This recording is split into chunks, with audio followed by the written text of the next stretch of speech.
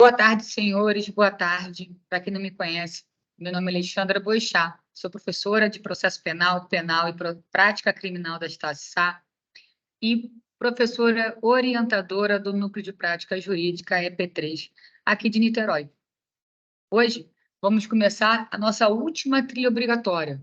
Para quem ainda não assistiu às trilhas anteriores, queria lembrar a galerinha do EP3 que as trilhas são componentes obrigatórios do Núcleo de Prática Jurídica dos senhores. Então, quem ainda não assistiu, tivemos outras 3 trilhas obrigatórias além dessa. Não deixem de assistir, elas estão disponíveis no canal YouTube. E, para quem não lembra, vamos reviver a seguinte situação. Os senhores só conseguem adquirir a carga horária correspondente à trilha se providenciarem a realização daquele relatório, ok? Então, não adianta só assistir a trilha aqui, professora, vocês precisam confeccionar aquele relatório a respeito da trilha e apresentar para o seu professor de EP3. Tudo bem? Além disso, queria lembrar os senhores que também estão disponíveis lá no YouTube do NPJ aulas conhecidas como jornadas de aprendizado, todas separadas por EP. EP3 da professora, temos jornadas envolvendo STF, prisão especial, descriminalização de drogas, ok? Ativismo judicial do Supremo, conteúdo muito legal para vocês e que, da mesma forma, só vão valer a hora para vocês se vocês providenciarem aquele resuminho da tarefa, tá bom? Senhores, tem mais demoras, vamos lá? Apelação criminal. Não vou mentir para os senhores que, aparentemente, não teríamos tanta dificuldade em tratar do tema se não fosse o Tribunal do Júri. Tá? E mais uma observação, senhores. A trilha online já está disponível para vocês, mas ela está acontecendo presencial aqui na sala 504 do prédio do NPJ, na Rua da Conceição, ok? E quem assistir presencial, a carga horária atribuída à trilha é maior. Então, fica a dica. Somente o pessoalzinho do EP3 que está lá em cima agora no NPJ saindo, a melhor tirada é vir aqui para a sala para poder adquirir uma carga horária, tá bom? E aí, vamos lá, senhores. Apelação criminal. A apelação criminal, senhores, tem como fundamento o artigo 593 do CPP e artigo 82 da 9.099. A maioria de vocês esquece que a apelação criminal não resume-se a rito ordinário, sumário e especiais. A apelação criminal também consta no rito sumaríssimo, ou seja, da Lei 9.099, o vulgo GCRIM. Inclusive, senhores, na esfera criminal, na esfera do GCRIM, a apelação criminal é o único recurso previsto na lei. Gostaria de lembrar aos senhores que as decisões interlocutórias proferidas durante o procedimento sumaríssimo não são passíveis de recurso. Não existe rese no GCRIM, ok? Não existe agravo de instrumento de juizado especial civil. Razão pela qual gostaria de lembrar aos senhores que a apelação criminal, o juizado especial criminal, é a única previsão recursal no GCRIM. Pois não. Nossa, você precisa de algo assim. E aí? Lembrando, ok? Mas no CPP, senhores, a apelação criminal está prevista no 593 CPP, tá? E ela vai dizer para você, com base no CPP, que cabe a apelação criminal das decisões de absolvição ou condenações proferidas pelo juiz singular, ou seja, primeira instância. Cabe a apelação das decisões proferidas pelo Tribunal do Júri, nas hipóteses do artigo 593, inciso 3º, e das decisões com força definitiva, quando não for caso de recurso em sentido estrito. Ok? Professora, decisões definitivas ou com forças definitivas, e a gente lembra que a gente está falando de decisões interlocutórias mistas, né? Terminativas ou não, decisões com força de definitividade que não sejam previstas no rol taxativo do recurso de distrito. Então, senhores, o que acontece? Chamamos essa apelação de apelação subsidiária. O que não for passível de interposição de recurso de distrito poderá ser interposto recurso de apelação. Ok? Senhores, em face das decisões... O que é decisões, professora? Só não está falando que cabe apelação em face de sentença? Senhores, sentença é um tipo de decisão lato sensu. Decisão lato sensu se subdivide em sentenças e decisões interlocutórias. Então, quando o CPP fala de decisões, a gente precisa lembrar disso, decisões em lato sensu. Mas vamos traduzir 593. Cabe apelação contra as sentenças penais condenatórias ou de absolvição. E que absolvição, senhores, todas, sejam elas próprias ou impróprias. O recurso cabível contra a sentença de condenação ou absolvição, seja ela própria, imprópria ou sumaríssima, é a apelação. Até aí, sem muita dificuldade, não tem por que a gente se apegar a essa questão. Qual é a questão que a gente tem que se apegar? Apelação em face de sentenças no tribunal do júri.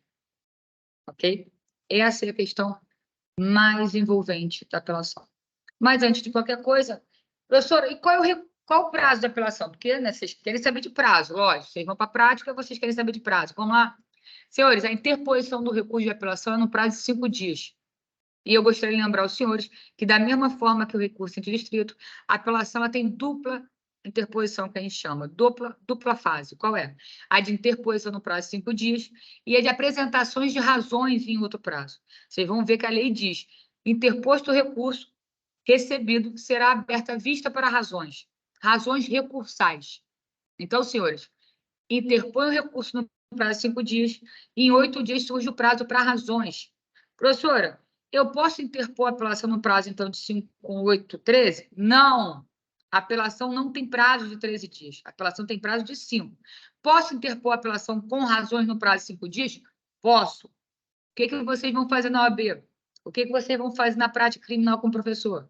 Os senhores vão informar que estão interpondo, nesse prazo de 5 dias, concomitantemente à interposição recursal, as respectivas razões, renunciando, assim, ao prazo de razões de 8 dias. Vocês precisam constar na peça de interposição, na folha de rosto do recurso de apelação, que vocês estão cientes que o prazo de razões é autônomo e independente, mas que, contudo, vocês estão renunciando a esse prazo para fim de interpor as razões de concomitância à interposição. Tudo bem? Além do mais, senhores, lembrando, qual é a outra apelação que vocês conhecem? GCRIM, 10 dias, não tem dupla interposição, a apelação é uma só. Aí é igual o juizado especial civil do recurso nominado. Você interpõe o recurso e as razões no mesmo momento, prazo único de 10 dias. Tá? Lembrando, senhores, processo penal, pelo menos nos recursos que são previstos exclusivamente na lei penal, não existem dias úteis. 3 dias para reze. 3 dias, desculpa. 2 dias para reze. 5 dias para apelação. E aí? 8 dias para razão. E aí, senhores? Todos são dias corridos. Quando eu digo 2 dias de reze, senhores, são 2 dias para razão, tá? Perdão. Todos os recursos, tanto reze quanto apelação, têm um prazo de 5 dias. E tem diferença na onde? Nas razões recursais. Todos os prazos, indiscutivelmente, prazos dias corridos. Tudo bem? Qual é a questão mais saborosa da apelação? Ah, gente, a questão mais saborosa da apelação é aquela que vai regular o senhor, sabe o quê? A apelação em face do Tribunal do Júri. Vamos lá? Inciso 3 vai dizer para vocês. Cabe a apelação das decisões do Tribunal do Júri quando? Professora, como assim quando? Quando? Há apenas quatro possibilidades de interpor a apelação em face da sentença penal, tanto absolutória quanto condenatória do Tribunal do Júri. Quando eu digo Tribunal do Júri, senhores, eu não estou falando da primeira fase do júri, eu estou falando da plenário do júri. Eu estou falando daquela sentença definitiva que vai condenar ou absolver o réu, que é manifestada através de juízo de culpabilidade pelo conselho de sentença, vulgo jurados. Ok? Aqui, senhores, a gente tem uma apelação condicionada. Professora, o que você quer dizer com isso? Eu tenho uma apelação no qual eu só posso interpor nos 4 casos previstos em lei. Enquanto a gente tem uma apelação subsidiária no sentido de que não cabe reze e cabe apelação, aqui a gente tem uma condicionada. Você só vai poder interpor recurso de apelação contra a sentença do Tribunal do Júri quando 1. Ocorrer nulidade posterior à pronúncia. Por que, professora, posterior à pronúncia? Porque, em face da pronúncia, cabe que recurso? Reze. Se você tiver uma nulidade anterior à pronúncia, qual é o momento correto de você aduzir, alegar essa nulidade? No recurso de distrito, que você vai interpor em face da pronúncia. Então, senhores, preclusa a pronúncia, ou seja, preclusa a pronúncia, inicia-se a segunda fase do tribunal do júri. A segunda fase do tribunal do júri, ou seja, qualquer nulidade proferida ocorrida após a pronúncia, tem que ser objeto de quê? Só pode ser objeto de apelação. Tem maiores dúvidas. B. Cabe apelação em face de decisões do tribunal do júri quando a sentença do juiz presidente, ouve o que eu estou falando, a sentença do juiz presidente for contrária à lei expressa ou à decisão dos jurados. Senhores, sentença proferida em desacordo com a lei ou em desacordo com a soberania dos vereditos, ou seja, para quem não sabe, o Tribunal do Júri é regulado, é previsto na Constituição, no seu artigo 5º, e ele vem falar, Tribunal do Júri, que se regula pelos seguintes princípios: soberania dos vereditos, plenitude de defesa, sigilo das votações e competência para processar e julgar os crimes dolosos contra a vida. Então, existe um princípio constitucional que diz que aquilo que é decidido pelos jurados é soberano. Olha o que eu estou falando para vocês. Aquilo que é decidido pelo Conselho de Sentença é soberano. Com isso, senhores, o juiz presidente, aquele que fixa a pena, quando reconhecida a condenação ou absolução por manifestação do Conselho de Sentença, outra postura não pode ter, a não ser acatar a vontade dos jurados. Então, quando ele deixa de observar a vontade dos jurados, cabe apelação. Ok? C. Cabe a apelação em face da decisão do Tribunal do Júri quando houver erro ou injustiça no tocante à aplicação da pena ou da medida de segurança. Senhores, juízo presidente, juiz-presidente, ele se limita a declarar a vontade do júri e aplicar pena. Quem declara condenação ou absolvição é o Conselho de Sentença. Ao reconhecer, ao fazer um juízo de admissibilidade positivo, ou seja, de culpabilidade positivo, ao condenar o réu, a quem compete aplicar a pena nos termos do artigo 58 do Código Penal. Há 3 fases da aplicação da pena. Primeira fase, segunda fase, terceira fase. 59, princípio da culpabilidade, maus antecedentes. Lembra, senhores? Não? Conduta social, psicológica, circunstância do crime, motivo. Primeira fase. Segunda, agravantes e atenuantes. Terceira, causa de aumento ou diminuição de pena. Lembra disso? Não lembra? Dá uma olhadinha lá no artigo 58 em diante do Código Penal. Quem compete fazer isso? Os jurados? São os jurados que vão falar 5, 10, 15? Não, senhores. É o juiz-presidente que aplica a pena. E ao aplicar a pena com erro ou injustiça, cabe apelação. Senhores, perceberam? Nulidade após a pronúncia. Questão processual, que foi decidida por quê? Pelo juízo. Erro na aplicação da pena. Injustiça na aplicação da pena. Sentença contrária à vontade dos jurados ou contrária à lei expressa. Tudo atos praticados pelo juiz presidente, pelo juiz togado, que são, né, passíveis de reforma, modificação pelo Tribunal de Justiça, sem problema algum. Aí vem a terceira. Caberá a apelação das decisões do Tribunal do Júri, letra D, de dado, quando for a decisão dos jurados manifestamente contrária à prova dos autos. E é isso. Quando a decisão dos jurados, a condenação ou absolvição daquele réu, daquela ré, for contrária à prova dos autos, cabe apelação. Mas cabe apelação para quê? Cabe apelação para o Tribunal de Justiça reformar a sentença? Os jurados absolveram, o Tribunal de Justiça pode condenar? O Tribunal do Júri condenou, pode o TJ absolver? Senhores, princípio constitucional, previsão expressa no artigo 5º, soberania dos vereditos. Então, eu apresento, senhores, a apelação condicionada. Vamos lá. No parágrafo 3º, vai dizer para você, se a apelação se fundar no inciso 3, a linha D de dado, ou seja, prova contrária aos autos, o tribunal é de quem? Tribunal de segunda instância. Se convencido que a decisão realmente é contrária aos autos, convencido que os jurados agiram de forma contrária, manifestamente contrária à prova dos autos, O que ele vai fazer? Ele vai dar provimento à apelação para anular o julgamento e determinar um novo julgamento, um novo júri. Por quê, senhores? Termos constitucional. O Tribunal de Justiça não pode revisar, condenar ou absolver em sede recursal em exercício do duplo grau de jurisdição quando a soberania dos julgamentos compete aos jurados nos termos constitucionais. Legal, né? Só que sabe que não é legal? É que o próprio artigo 593, parágrafo 4º, vem dizer: quando cabível apelação, não poderá ser usado recurso distrito, sem problema, ainda que somente da parte da decisão se recorra. Professor, o que ele tem?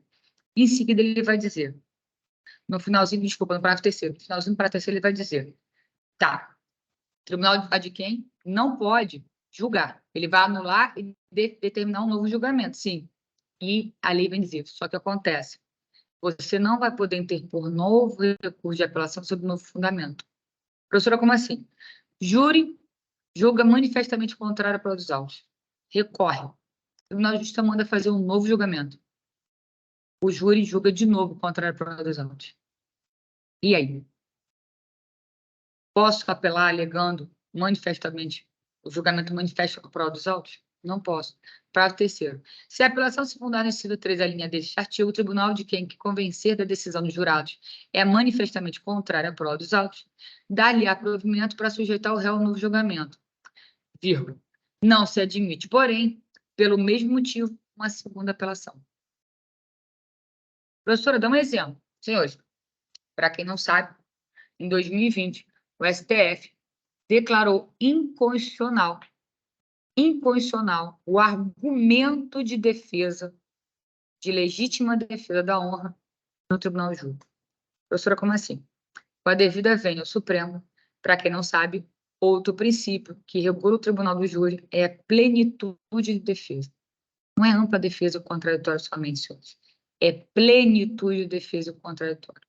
E durante todos esses anos, a plenitude de defesa autorizava que o réu manifestasse nos sentidos mais diversos e legítimos, no exercício da sua defesa. Mas lembrando, plenitude de defesa, não é de acusação. Tá? Professor, como assim? Eu podia alegar que eu estava na Lua. Eu podia alegar que eu estava morta e me ressuscitei. Eu podia alegar o que eu quisesse. Isso é o exercício da plenitude de defesa. E, por consequência, senhor,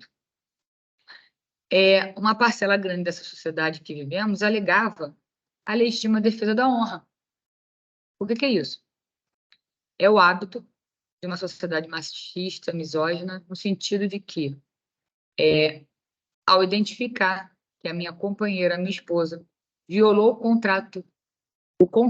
negócio jurídico de casamento, violando a cláusula de fidelidade, me autorizaria a agir em defesa da minha honra, como corno que sou, e matar a minha companheira, a minha esposa. Professora, por que a senhora fala, né, do homicida e a companheira? Senhores, porque é o argumento usado em massa para a defesa de feminicídios.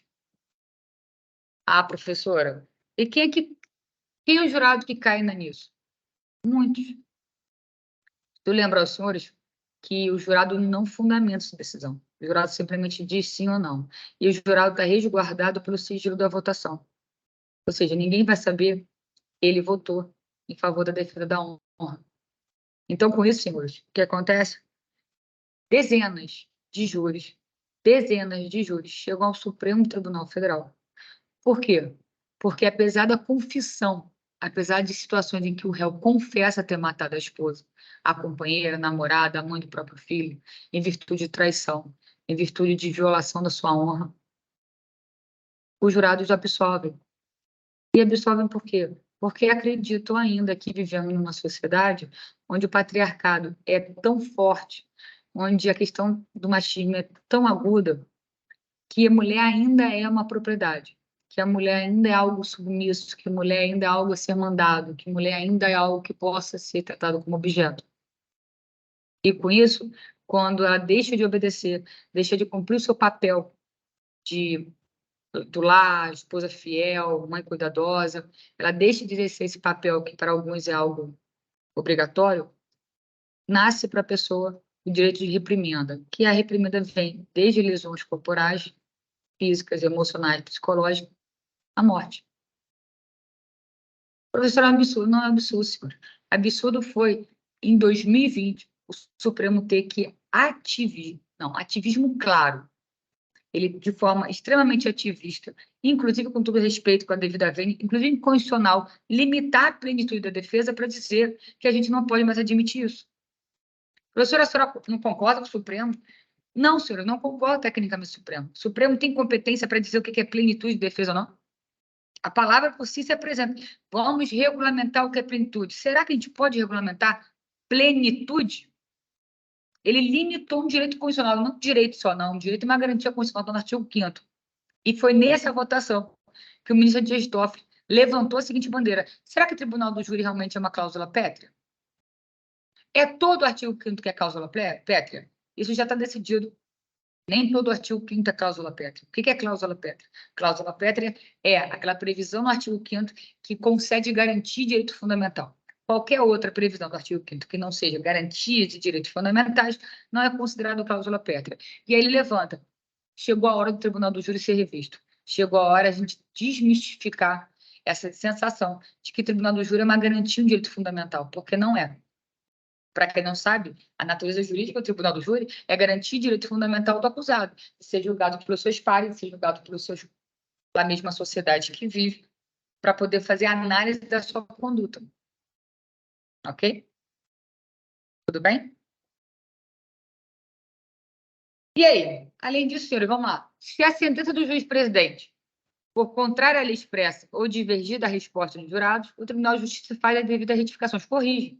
Se a interposição da apelação com fundamento na letra C, inciso 3 da letra C, a linha C, o tribunal vai fazer o quê? Corrigir a pena, sem problema nenhum. O que não pode, senhores, é o tribunal condenar ou absolver no lugar dos jurados. Ok? Além do mais, vamos fazer um OBS, para quem não sabe, para quem não assistiu ainda. Revisão criminal. Apesar de todo o argumento que eu apresentei para vocês, para quem já estudou a ação de impugnação autônoma, chamada revisão criminal, está no artigo 621 do CPP, vai descobrir que, apesar da apelação não ter autorização, o tribunal não ter autorização, através da apelação, de revisar a decisão dos jurados, no sentido de inverter se ele condena, absolve, se ele absolve, ele condena, em sede de revisão criminal, a jurisprudência já sedimentou o entendimento que, sim, o Tribunal de Justiça pode absolver um réu condenado pelo Tribunal do Júri, ou pode condenar um réu absolvido? Não. Revisão criminal é uma ação autônoma impugnativa exclusiva da defesa. Então, senhores, ela só pode vir a beneficiar o réu. E aqui sim, senhores, é autorizado que uma sentença condenatória com trânsito em julgado venha a ser reformada para absolvição, não só redução de pena, mas também para absolvição do réu. Professora, mas qual é o fundamento? Você mostrar para os senhores. O fundamento seria de que a revisão não é recurso.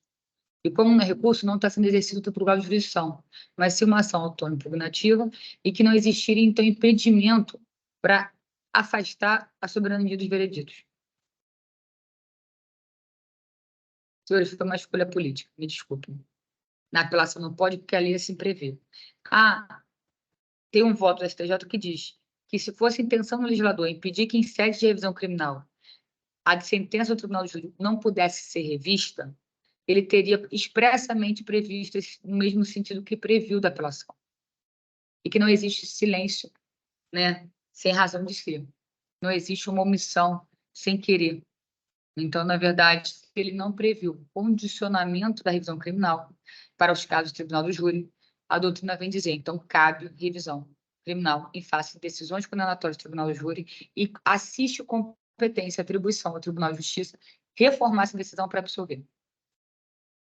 Mas só na revisão criminal. Na apelação, senhores, lei expressa constando. O Tribunal de Justiça não tem competência, não tem atribuição para absolver em caso de condenação ou condenar em caso de absolvição no Tribunal do Júri. Ok? Seguindo, senhores. Lembrando, sentença absolutória não possui efeitos suspensivos no que consiste em pôr em liberdade o réu que eventualmente esteja preso. Pessoa respondeu preventivamente. Respondeu preso preventivamente. Processo, vem uma sentença absolutória. Professora, mas a sentença não transitou em julgado. Não transitou em julgado, mas a interposição de apelação em face de sentença absolutória não autoriza a suspensão dos efeitos dessa sentença, razão pela qual não impedirá que o réu seja imediatamente posto em liberdade. Ok? Senhores, uma cognição sumária, uma análise superficial de indícios de autoria e materialidade, autorizaram que a pessoa permanecesse presa durante o processo.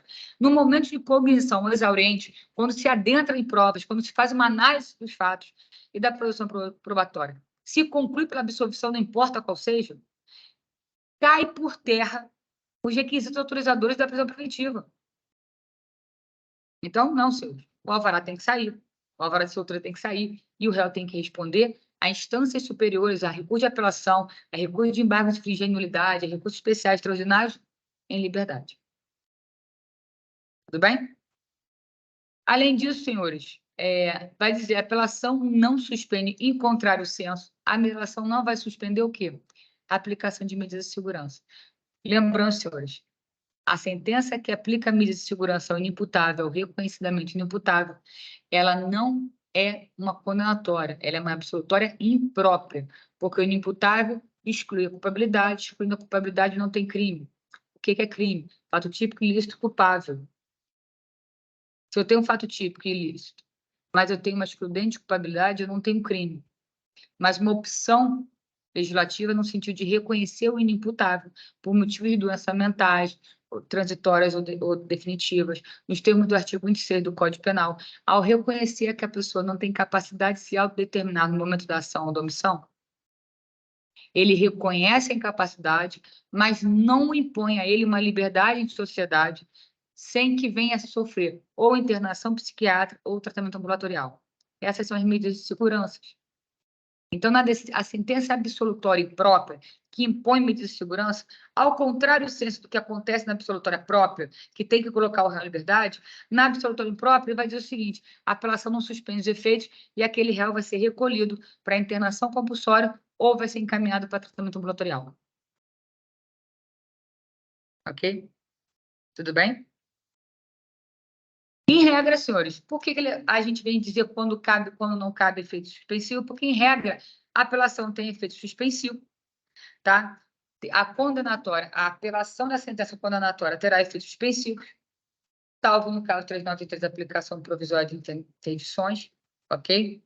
Medidas de proteção, medidas de segurança de interdição, medidas de segurança e interdição e aplicação provisória de interdições de direitos restritivos. De penas privativas de liberdade ou restrições de direito, de penas restritivas de direitos. Então, determinadas medidas de restrição, de interdição de direitos podem não sofrer suspensão, ok? E medidas de segurança, no que tange a internação e tratamento ambulatorial, também não sofrem de suspensão. Nos demais casos, senhores, sofre suspensão. Ou seja, enquanto não transitar em julgado, sentença penal condenatória, não existe pena.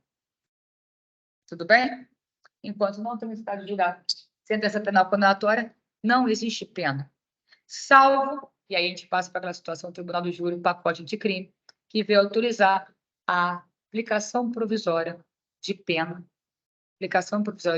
quando a sentença condenatória fixar pena superior a 15 anos.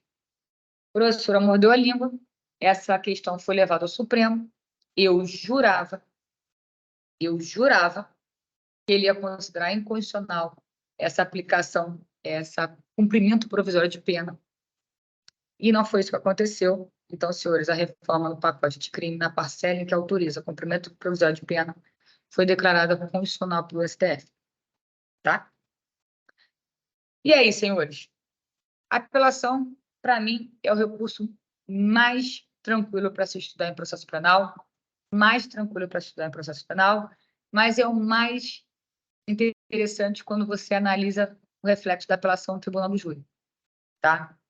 Não se esqueça. Quando a gente fala em apelação, estou trazendo para vocês um modelo prático, a gente fala em peça de interposição, e após a interposição, peças de razões.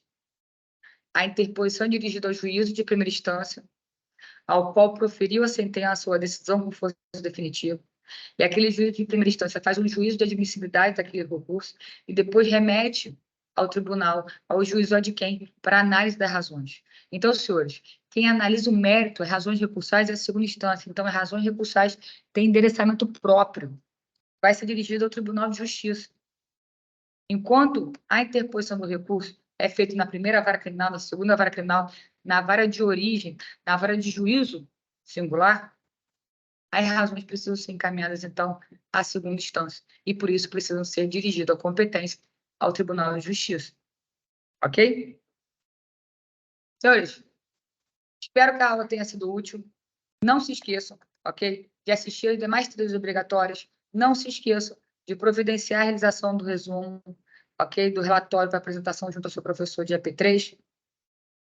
E eu espero que vocês já tenham assistido todas as trilhas, porque se já assistiram, essa é a última trilha do semestre, ok? Foi um prazer estar com vocês.